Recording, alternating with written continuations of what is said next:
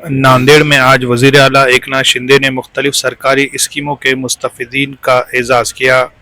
ख़वातीन बाख्तियारी मुहिम के तहत मुनक़िदा इस तक़रीब में हज़ारों मुस्तफ़ीदीन शामिल थे, जिन्होंने अपने तजुर्बात और स्कीमों के फ़वाइद पर रोशनी डाली। वज़ीर आला शिंदे ने मुस्तफ़ीदीन को इस्नाद और शील्ड पेश की। इनमें कई ख़वातीन ने अपनी कामयाबियों का क्रेडिट सरकारी स्कीमों को दिया।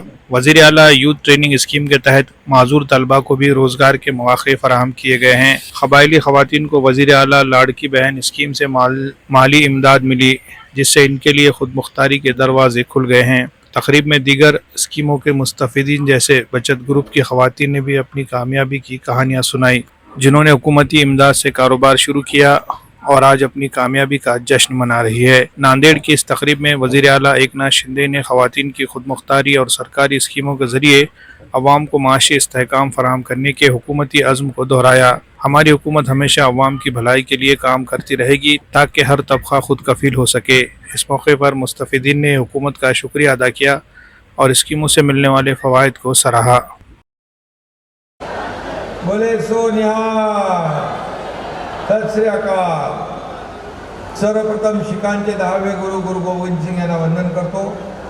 मराठवाडा मुक्ती संग्रामातील हुतात्म्यांना देखील अभिवादन करतो आणि माझ्या बहिणींना सांगतो, जरासं उशीर झाला माय, तुझ्या लाडक्या भावाला कशा आहो, समजा बऱ्या आहो ना काय।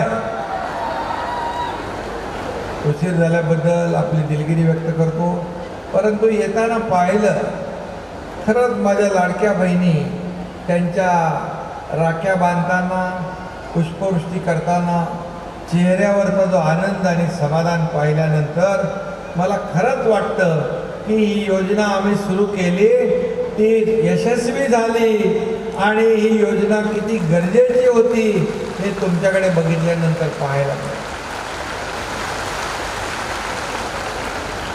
नांदेड हे तीर्थस्थळ आहे, धर्मस्थळ आणि महाराष्ट्राचा मर्मस्थळ आहे। या शहरानं महाराष्ट्राला भरभरून दिलं आणि मला तर या गावाने 10 लाखपेक्षा जास्त लाडक्या बहिणी दिल्या। आता माझी एक सख्खी बहीण आहे, परंतु या योजनेमुळे 2,30,00,000 मला सख्ख्या बहिणी मिळाल्या।